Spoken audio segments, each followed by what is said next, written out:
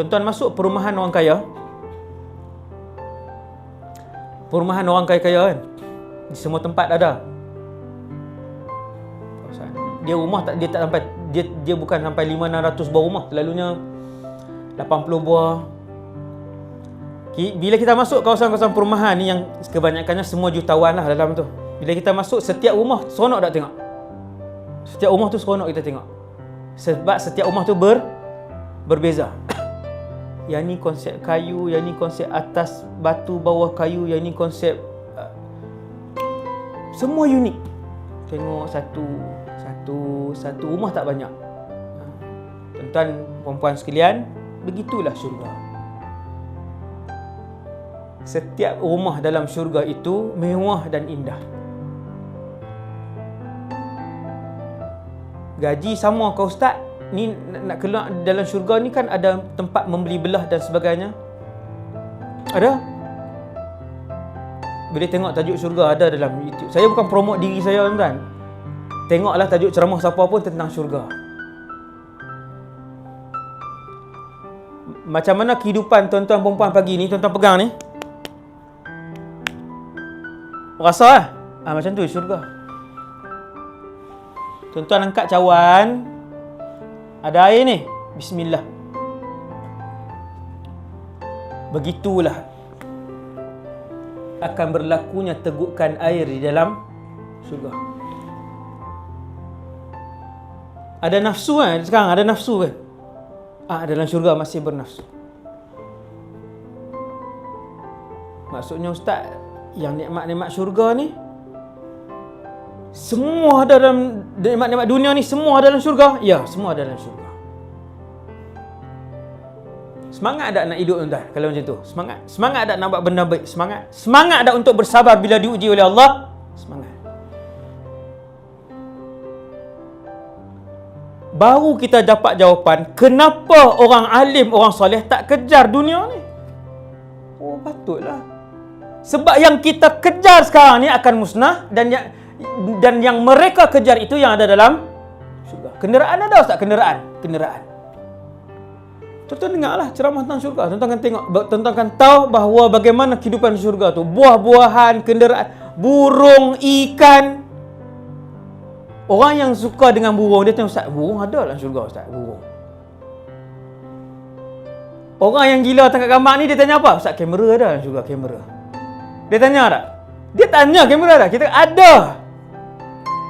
Ustaz, lagu ada ustaz, lagu. Muzik. Ibn Abbas jawab, umat Nabi Muhammad yang paling alim tentang tafsir Quran namanya Ibn Abbas. Ibn Abbas jawab, dia kata dalam syurga esok, bila kita rehat-rehat di rumah masing-masing apa semua, teringat lagu Cindai ke. Contoh dah dengar lagu tu, lagu takkan dengar sifat tu, apa nama, Asmaul Husna kot. Lagulah ramai dengar lagu apa teringat lagu. Pokok-pokok yang di depan rumah kita tu belaga dia bunyi lagu tu. Kita niat baru niat bunyi lagu. Rugi tak pengorbanan hak hidup ni? Tak rugi. Rugi tak nampak cawan di atas meja tak basuh, kita angkat basuh? Tak rugi. Orang yang celak akhirat, dia takkan nampak rugi untuk buat benda-benda baik ni. Jadi celak akhirat, tuan-tuan, tak rugi tolong tutup suis lampu dan aircon, tak rugi. Tak rugi bongkok sekejap ambil slipper susun, tak rugi. Celak akhirat, sedar akhirat. Kita jangan cleaner ada nak suruh dia rehat. Itu bahasa orang dunia. Ubah bahasa dan pemikiran, tuan-tuan. Jangan rasa rugi buat benda baik sekecil-kecil apa pun. Dia keluar last ustaz.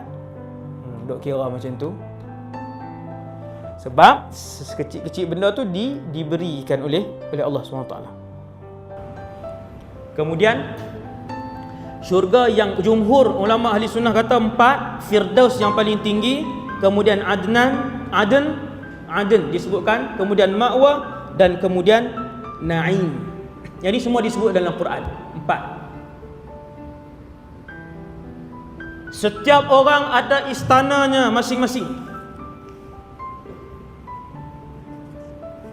Apabila mereka masuk ke dalam istana mereka, kata Nabi, orang yang paling rendah kedudukannya apabila masuk ke dalam istananya di dalam syurga, dia mendapati ada 10,000 khadam untuknya. Orang gaji 10,000.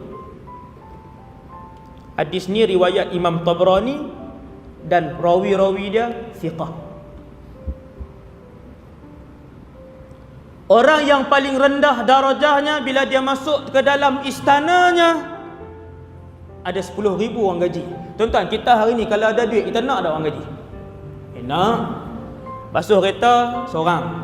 Basuh kereta je. Dah kereta bukan sebiji. Di dalam syurga takkan kereta sebiji. Sultan Brunei pun 5,000 biji. Sultan Brunei 5,000 biji kereta dia. Bukan kereta kancil, bukan kereta wira, kesemuanya kereta mewah. 5,000 biji. Perlu berapa orang khadam untuk panaskan enjin dan basuh kereta dia sebulan sekali? Berapa orang perlu? Sebab tu tuan-tuan jangan kata, Ustaz, 10,000 ni nak buat kerja apa? Tuan-tuan jangan fikir jauh, Ustaz, 10,000 khadam nak buat kerja apa, Ustaz? Lah, kalau kereta dia 5,000, berapa orang perlu? Nampak? Rumahnya besar, tukang masaknya ramai, tukang urutnya bertukar ganti, yang potong kuku seorang khadam. Sini je. Allahu Rabbi. Sampai bila, Ustaz? Selama-lamanya. Allahu Akbar. Dalam syurga ada binatang. Tuan-tuan, apa yang tuan-tuan tengok dalam dunia ni, semua ada dalam syurga. Dah selesai. Kadang-kadang kita kata, Ustaz, duduk dalam syurga nanti bola-bola apa semua dengan TV apa semua ni. Kita duduk bayang, duduk dalam syurga semua pakai tudung labuh, semua pakai jubah, pakai serban, pegang tasbih, la ilaha illallah, la ilaha illallah. Jadi tak menarik hidup. Dalam syurga tidak ada lagi yang namanya ibadah. Nampak? Solat dah tak ada, puasa dah tiada, zakat dah tak ada, haji dah tiada. Allahu Akbar. Duduk dalam syurga nanti, apa hak ilmu tuan-tuan ada dalam dunia ni, semua bawa pergi dalam syurga. Hak buat roti canai sampai dalam syurga, dia reti buat roti canai, tapi dia tak buat dah lah. Bidadari banyak, pekerja pun ramai, dia tak tebak lah. Cikgu matematik sampai masuk dalam syurga, dia tahu pai tu apa dia, bukan buah peh. Algebra semua tu sampai dalam syurga dia akan ingat. Maka ceramah hak malam ni hak saya sebut ni, sampai dalam syurga tuan-tuan akan ingat, insya-Allah. Mereka tidak tidur di dalam syurga. Tuan-tuan tanya orang sibuk yang kerja banyak, kalau boleh, kalau tak ada tidur, mereka nak habiskan kerja-kerja ni. Maka di dalam syurga Allah membuang tidur. Ahli syurga tidak buang air besar, ahli syurga tidak buang air kecil, dan ahli syurga tidak pun meludah membuang kahaknya.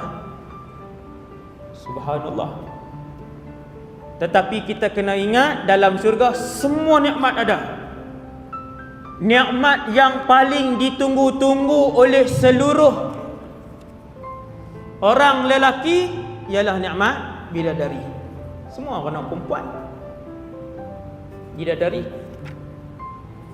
Nabi cerita dalam hadis riwayat Imam Bukhari dan Muslim, setiap ahli syurga masuk ke dalam istananya ada 2 bidadari. Yang ni hadis sahih.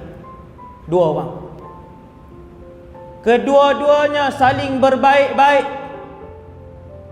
Sesiapa yang ahli syurga, maka dia akan didoakan oleh bidadarinya. Ni sejak kita hidup ni. Ya Allah, mudahkanlah urusan suamiku. Ya Allah, berikanlah hidayah untuk dia beribadah kepadamu. Ini hadis. Dan ketika mana isteri yang jahat di atas muka bumi, menyakiti suaminya, mengingkari suaminya,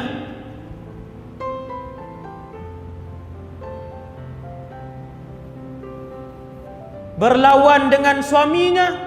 Kata Nabi dalam hadis yang sahih, isterinya di dalam istana sana di dalam syurga akan menjerkah isteri di atas dunia itu, wahai wanita, celakalah kamu berbuat kasar dengan suamiku.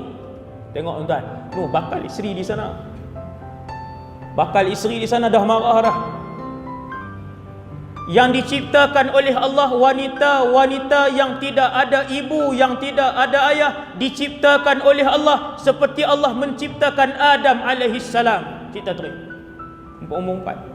Tuan-tuan jangan rasa pelik pula. Nabi Adam tak ada mak ayah, maka bidadari kesemuanya tidak ada ibu dan ayah. Mereka manusia seperti kita, 100% manusia seperti kita, senyum seperti kita, berjalan seperti kita. Dan persamaan di antara kita dengan bidadari ialah kedua-duanya, yang suami tadi tampan, yang isteri tadi cantik, mereka hidup selama-lamanya, mereka tidak mengeluarkan peluh pun di dalam syurga.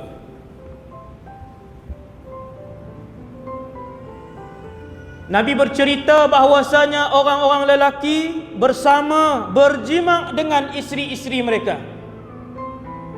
Kita ingat dalam syurga dia tak ada nikmat tu tak? Bahkan itulah yang nikmat yang disebutkan oleh Nabi dalam hadis-hadis yang sahih, dan Allah sebutkan secara tidak langsung di dalam Al-Quran. Wahum fi syughulin fakihun. Mereka sibuk di dalam syurga, di dalam istana mereka. Lalu sahabat tanya, apakah yang mereka sibuk itu ya Rasulullah? Ibnu Abbas mentafsirkan ayat itu, mereka sibuk memecahkan keperawanan isteri-isteri mereka. Tuan-tuan, semua nikmat-nikmat dunia Allah sediakan dalam syurga. Untuk Allah bagi tahu kepada kita, tak perlu kalian kejar dunia yang sementara. Berkorbanlah hidup kalian untuk aku akan berikan nikmat selama-lamanya dalam syurga. Apabila kita duduk di depan pintu syurga, Allah tukarkan tubuh badan kita. Tuan-tuan, ni dalam masjid ni, lelaki dan perempuan, semua ni pinjaman ni, tubuh badan ni pinjaman. Tubuh badan, tangan, kaki, muka, kepala ini semua ni akan ditukar oleh Allah Subhanahu Wa Taala. Di mana? Di depan pintu syurga. Allah akan ubah kita menjadi situ nadhira'an, 60 hasta tinggi. Tuan-tuan, kalau lebar pintu pun lebih kurang 1000 kilometer, lebar pintu syurga. Kalau kita kecil, macam mana nak masuk? Bukan macam mana, maksudnya jenuh berjalan, teruk untuk berjalan, jauh dan luas sangat. Maka Allah SWT tinggikan kita. Ini hadis sahih. Setiap ahli syurga ditinggikan oleh Allah menjadi 60 hasta. Lebarnya 7 hasta. Kesemuanya ditukarkan umur mereka menjadi 33 tahun, lelaki dan perempuan. Ini satu riwayat. Seronok nak jadi orang muda kan? Semua orang seronok jadi orang muda. Kita hari ni pun seronok. Kalau boleh, kalau kuat seronok main bola. Ada umur 50 lebih main tenis, dia kata kalau 30 lebih seronok. Maka untuk memastikan setiap ahli syurga menggunakan nikmat syurga secara maksimum, Allah memudahkan mereka. Mereka berjimak sepuas-puasnya. Tuan-tuan, perkara jimak ni Nabi cerita. Sehingga kan sahabat tanya, ya Rasulullah, mampukah mereka berjimak dengan isteri-isteri bidadari mereka dalam syurga sebanyak itu? Nabi kata ya, kerana setiap orang lelaki diberikan kekuatan 100 orang lelaki. Orang lelaki suka apa tuan? Mana-mana pun kita pergi, kawan saya ramai yang AJK masjid, kawan-kawan ustaz, mesti sembang nak minta isteri sign satu lagi borang. Ustaz macam mana pun mesti kalau dah kahwin satu pun dia sembang yang tu juga, nak pasang seorang lagi, duk sembang nak duk cari borang. Sebab tu Allah ciptakan bidadari dalam syurga. Nah, ini nikmat kalian.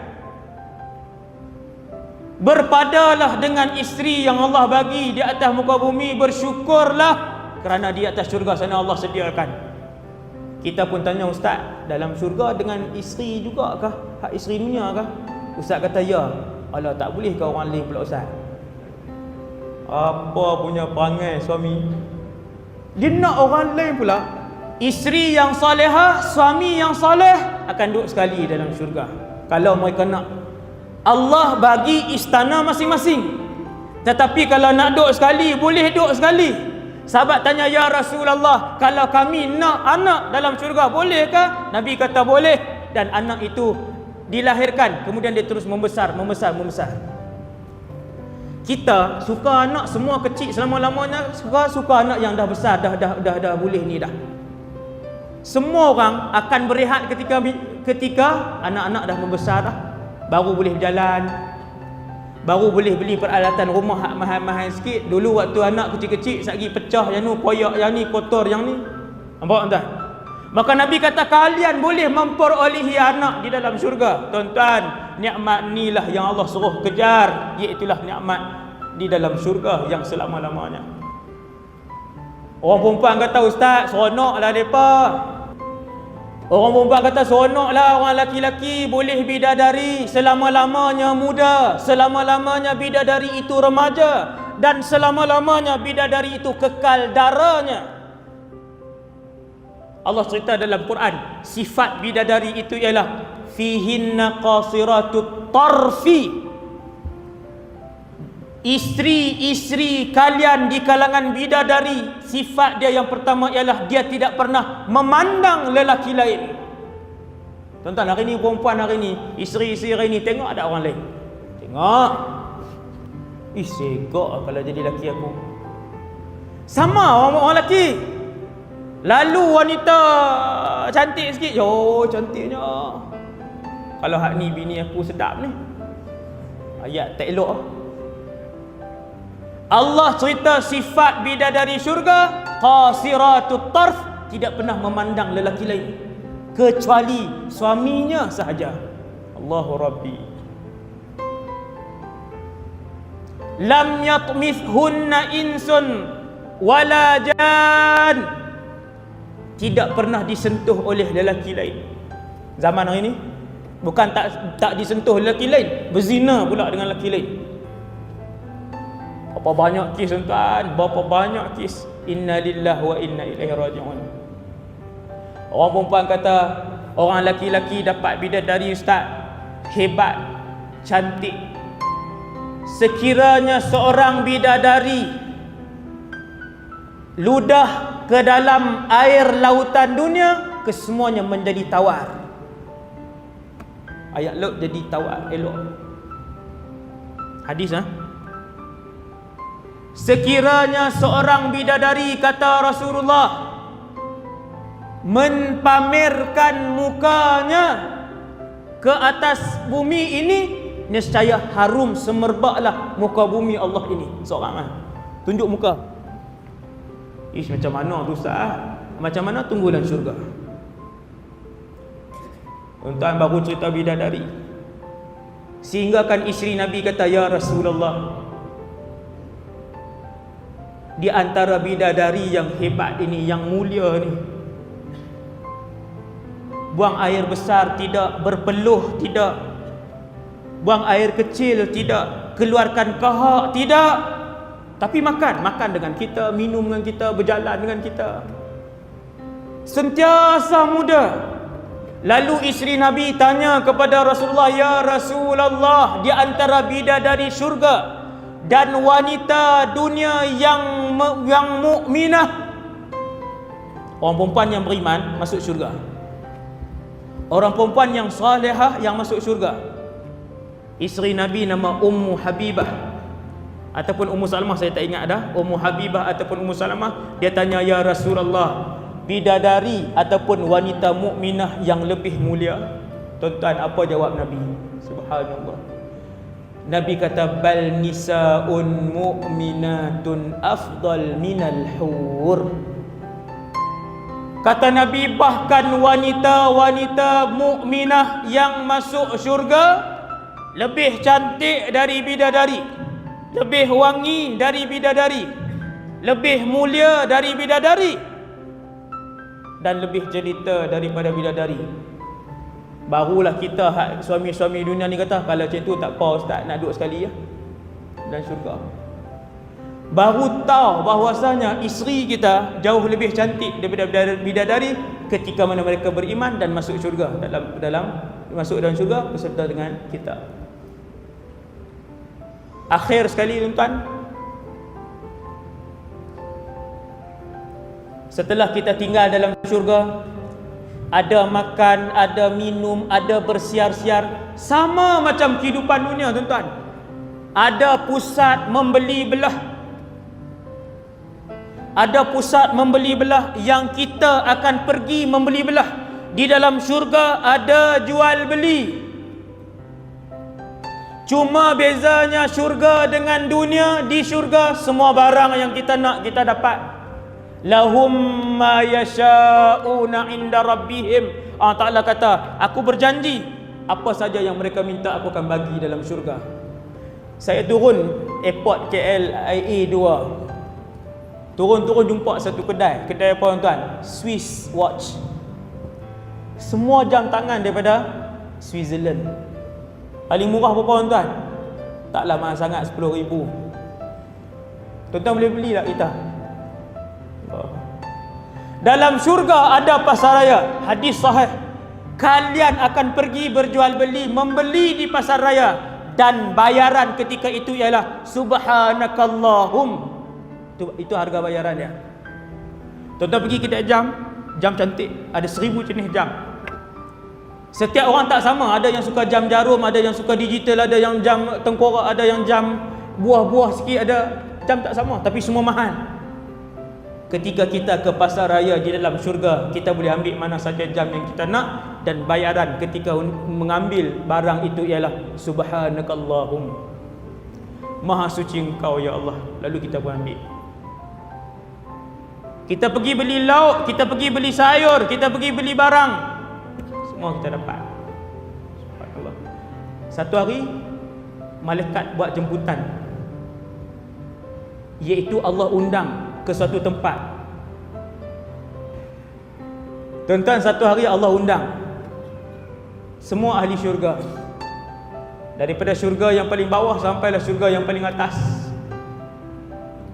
untuk pergi ke suatu tempat yang ahli syurga kesemuanya tidak pernah sampai. Lalu kesemua ahli syurga pergi dengan kenderaan kita. Jauh kita pergi, sampailah di suatu tempat, kita pun diberikan makan, kita diberikan minum. Kita nampak Nabi itu, kita nampak Rasul ini, kita nampak itu dan ini. Bila berada di satu tempat, lalu Allah SWT pun berkata-kata, ya ibadi, wahai hamba-hambaku, adakah kalian telah redha denganku? Allah tanya, wahai hamba-hambaku, apakah kalian telah redha denganku? Kita jawab, wa ma lana la narda ya Allah. Mana mungkin kami tak redha sedangkan kamu telah memasukkan kami dalam syurga. Mana mungkin kami tidak redha sekarang ini kami sihat selama-lamanya, kami kaya selama-lamanya, kami gembira selama-lamanya, kami mulia selama-lamanya, maka kami redha ya Allah. Allah kata, aku nak berikan sesuatu yang lebih daripada itu. Lalu penduduk syurga tidak tahu apakah yang akan dikurniakan oleh Allah. Dalam keadaan penduduk syurga tak tahu apa yang nak dikurniakan oleh Allah, Allah Ta'ala pun berfirman kepada seluruh penduduk syurga, ya ibadi, aku telah redha kepada kalian, dan bermula dari saat ini aku tidak lagi akan murka kepada kalian. Dan ketika itulah Allah mempamerkan wajahnya. Kita akan melihat Allah Subhanahu Wa Taala. Yang ni adalah kemuncak satu orang berada di dalam syurga, ialah ru'yatullah, melihat Allah. apabila Allah mempamerkan zatnya. Kita tak tahu kan, dengan mata kah, dengan hati kah, wallahu alam. Hanya bakal penduduk syurga yang akan melihat zat Allah. Ketika mereka melihat zat Allah, mereka pun tertunduk sujud kepada Allah Subhanahu wa taala. Tak boleh tanggunglah nikmat melihat zat Allah. Tuhan yang selama ni kita sembah, tuan-tuan, kita sembah, kita tak nampak apa.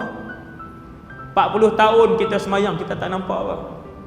Satu hari kita akan melihat Allah Subhanahu wa taala, dan itu adalah kemuncak nikmat yang akan diperlihatkan oleh Allah kepada penduduk syurga, seperti mana orang-orang beriman berkumpul di dunia pada hari Jumaat. Dalam syurga juga ada waktu yang kita akan saling berkumpul dan berjumpa di antara satu sama lain. Moga-moga kita dikurniakan oleh Allah dengan nikmat berada selama-lamanya di dalam syurga.